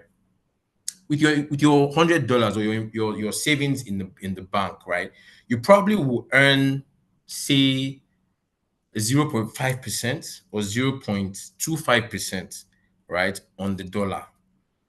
But when you invest in a mutual fund, for example, right, because a mutual fund is a pool of funds, right? So P Ramsey's $1 million, my $100, Rosemond's $10,000, my wife's $50,000, my son's $100,000 coming together, right, is attracts or has the ability or capability to demand more than just my $100, right? So when I invest in a hundred, when I invest my $100 in a fund, right? Whatever that fund is returning is what my $100 will return. So if the fund is returning 10%, my $100 will return 10%. And that means that if the fund returns 10% from the beginning of the year to the end, I would have also earned 10%, which is $10, right? On the 100,000, on the $100. However, if I put that money in the bank, what I would be getting is $102.50, right? So that I guess that answers the question, right? Mutual funds. I'm seeing a question here. Is there any stock learning resource that you can suggest for absolute beginners? And is there any community to join? Yes, there are communities. Just like Rosemond mentioned, there are communities. There are stock learning resources that you can for learners. I did mention. I think I did mention a few. I think I mentioned Udemy. Udemy has really helped me, I must say. There's Money Africa, there's Udemy, there is Coursera. There are different. There's me, right? There are different learning platforms that you can actually make use of to get a sense of how stocks work.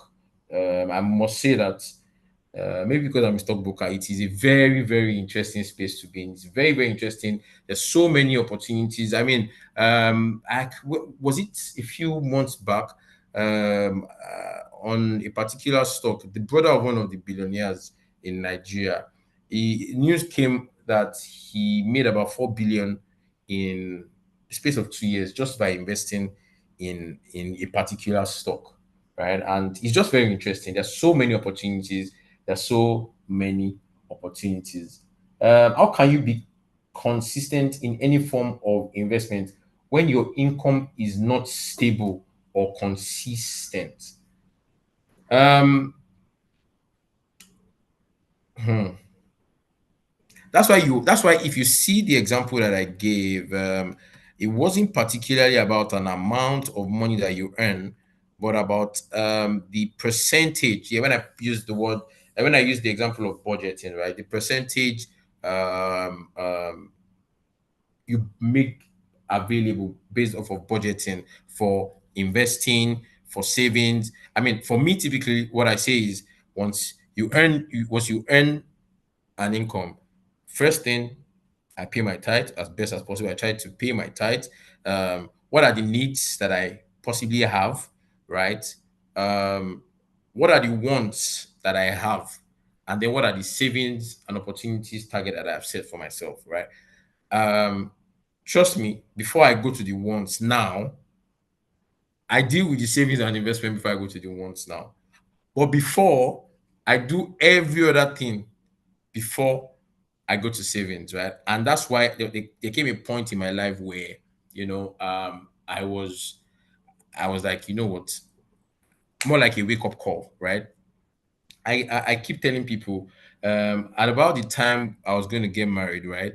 Of course, a lot of different expenses begin to come your way, and then you look left, you look right, like, oh my god, man, this thing is actually very real, right? And I mean, as a Yoruba man, there's some things that you are supposed to do, right? Um, um, Either two or four. Best use of English, not particularly getting that right now, but supposed to do to give to your your wife to be his family. And I was like, you know what do I need to what can I do? What can I do? And I just looked left and I'm like, oh, I have this investment somewhere. And I went there and that, sorted out one, two things that I needed to do, right? So planning, like I did say earlier, it can't be overemphasized, right? You need to have some form of planning. So so for you to be consistent in your savings, right? Just have it in percentages, right? In percentages, this percent. So you know that you earn 100,000 and 20% of it is going to savings. That's 20,000. You earn 50,000, 20% of it is going to savings. That's 10,000. Not that because you now earn 50,000, you now look at it and say, oh, this, I need to do this. No, that savings, don't neglect it. Your tithes, of course, for me, like I did mention earlier, very, very important. But, you know, percentage budgeting is the best way for you to go about it. And yet, of course, sometimes you might not earn from the question that I can see here. The inconsistency might mean that you didn't earn for a particular month. Don't beat yourself too much, right? What you already had as an investment, if it matures, reinvest. If it matures, reinvest. If it matures, reinvest. And like I did mention, the power of compounding cannot be overemphasized. Do you offer private consultancy services? Yes, yes, I'm I'm I'm getting there. I'm actually getting there. And I will drop my email address just when I round off. Let me see if there's any other question that I haven't addressed. Da. Do you have questions to do? Okay. Yes, Pidams. I was going to mention it. Thanks for typing this. There's a series of messages, right, that we did have sometime last year, and Pidams, Pastor Damiolu Atoyimbo, talked about or preached on the message portions, right, and you know it's so interesting that that as a professional, finance professional, or even medical professional, whatever field that you are in, it's so interesting when you hear it from the biblical aspect or from a spiritual voice, if that makes any sense, right? It's so interesting when you hear it from that perspective, and you're like, man, I am a bad patient as a doctor, right? So I would recommend that we go look, go watch, go listen to that message. It did really help, and it will help you a great deal. It will help you a great deal. Okay. So I'm not sure I can see any questions again. Um, for the giveaway that I did mention, right? I'll just put my email address here. Type in my email address, and the question is simply based off of everything that I have mentioned, right? 100 to 150, 200 marks summary of what it is that you gotten, not less, okay, let me say not less than 150 words, summary of what it is that we have learned in this discussion, right? The five best answers will be rewarded with a giveaway of seed investing funds, if that makes any sense. I'm not sure that I can see any more questions. So at this point, I'd just like to round off by saying, if your expenditure, in order not to plagiarize, I got this from a book that I've been reading since last year. Since last year, KBCE, King's Business Conference, we had in our midst Pastor Olumide Emmanuel, and one of his books. I mean, I think I bought a few of his books myself and my wife. We got a few of his books, and one of his books, right, speaks to how to create wealth as a career person. And I got a few words just to encourage everyone, right? With and this quote says, if your expenditure is greater than your income, your upkeep will become your downfall. And I mean, this cannot be emphasized. It says, spend less than you earn. So as best as possible, I talk to people and I say, part of living life well is in increasing your wealth, and whilst increasing your wealth, managing your costs, managing your expenditure. It's important that you do both of them side by side. If you eat tomorrow's food today, hunger will wire you tomorrow. That's not how we said it, but that's the way I'm saying it now. If you eat tomorrow's food today, you will be hungry tomorrow. If you wear tomorrow's clothes today, you will be naked tomorrow. If you live the life that you're supposed to live tomorrow, if you live it today, you will have no life to live tomorrow. My prayer is that each and every one of us will look back at today, 29th of May 2025, and be like, thank God for this wake up call. Thank God for this opportunity to reignite the desire to have a better future for myself, for my family, for my kids, for my future generations, and not just for my or me, or like, but for even people around me. Right? There's so much joy that personally I derive when I am opportuned to be of help to someone, right? Because I mean, I've been a beneficiary of help for so many times, right? And there's so much joy that I derive when I'm also giving back, if that makes any sense. And I pray that God will help us to achieve this and many more in Jesus' name. Thank you so very much for having me. God bless you. God bless you, Pidams. God bless you. Pastor Uche, Pastor Sunday, Pastor Sunday, Pastor Uche, Pastor Solomon, and everyone who considered me, Pastor Toju, Pastor Vicky, the leadership team. Thank you so very much. Pilan, I see you. Thanks for every encouragement that I get every time. God bless you. Over to you, host. Mr. Bayo Johnson. Thank Hi, you Pastor Uche. so much. Thank Hi, you. that was amazing. Fun I fact, like how Pastor Uche, yeah. you're one of my first customers, clients, many years ago. I'm sure you remember. In Access Bank. Ish. Yeah, ish. Mm, Ish. yeah. Mm. Thank you so much for having me.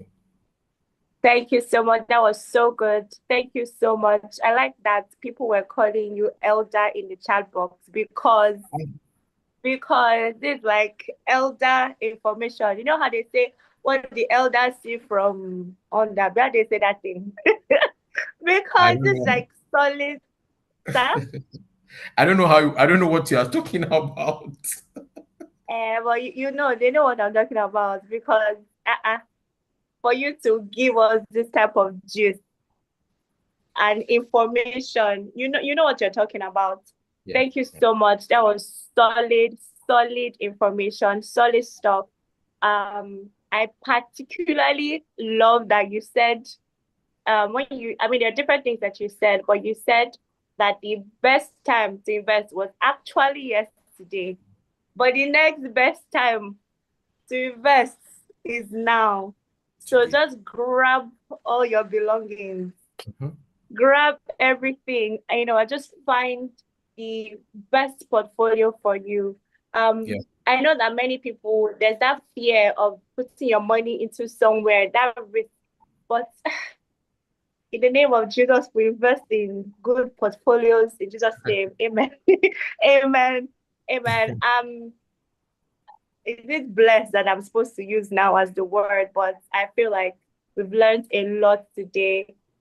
If you want to be a part of Mr. Bayer's giveaways, please do your essay and his essay, I should call it, and send to It's all my right. camera is off.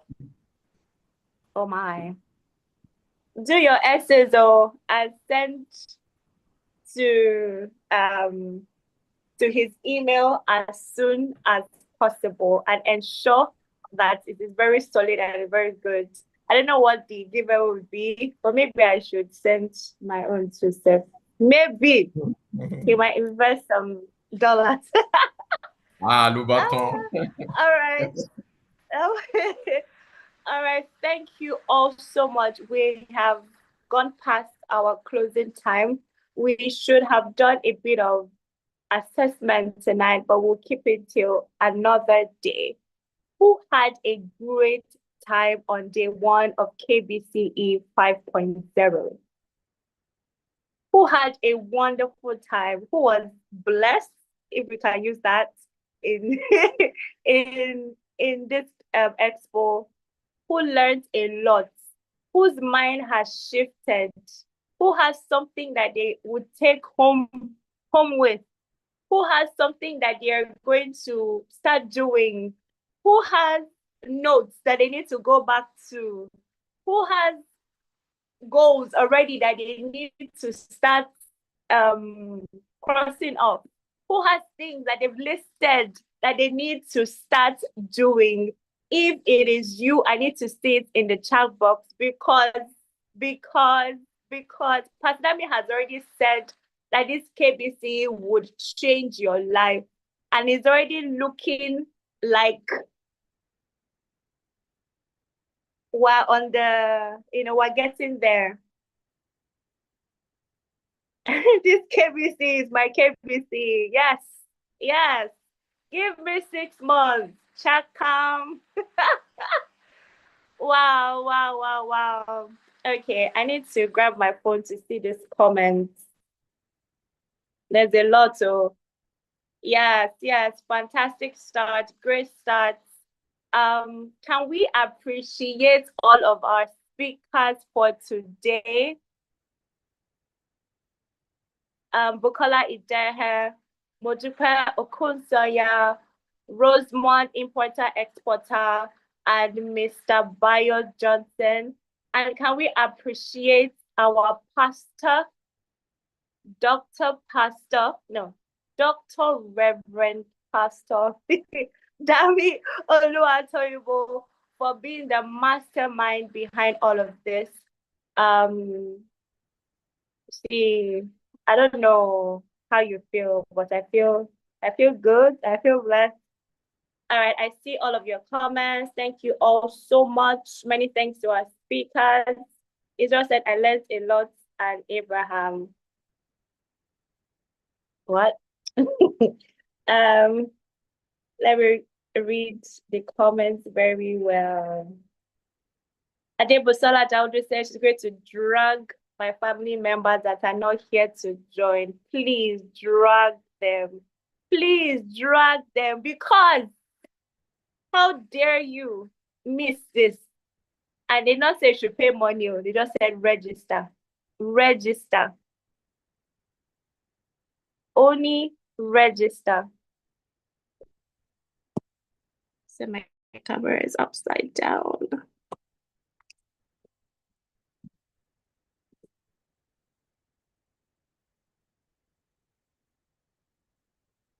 All right, I'm reading more comments. Share with everybody that you know that wasn't here. Share with your friends, your family. Even if they feel like they've gone through a lot in life, please share with them. There's a lot to learn.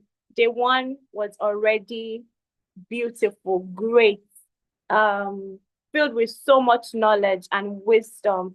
So if they miss, yourself, you go back to YouTube and the replays are there. All right. Thank you so much. I see all of the messages in the chat box. I see all of the messages in the chat box. I'm sure the speakers can see the appreciation. I'm sure Pastor Dami can see them as well. All right. Thank you all so much for joining tonight. We will see you all bright and early tomorrow at 6 a.m. We'll be here on Zoom and on YouTube. God bless you. God keep you. I have to say, when you go to bed, that you have dreams about all of the things that you learned tonight. Maybe that would be a good thing. Just dream. Let your mind, wander a little bit. But you need to execute. All right. Oh, PDAM says to appreciate all our guests and the Johnsons present. Oh, Mr. Bayo says his mom, sister, in-laws, and friends here. Thank you for being here. Thank you for joining. Thank you, thank you, thank you. God bless you. All right, so we're going to close right now. Have a good evening. Enjoy the rest of the evening. God bless you. God keep you. And we pray that all of the things that you learned would not flow out of your mind, that you would find ways to execute all that you have learned tomorrow in the mighty name of Jesus. Learn tomorrow, learn today in the mighty name of Jesus. All right, see you all at 6 a.m. Tomorrow we'll be live on YouTube and live on Zoom. God bless you again. Good night. If you're excited, put on your Instagram, put on your WhatsApp, Facebook, tell them all of the things that you have learned. Let's make noise about KBCE. All right. Good night.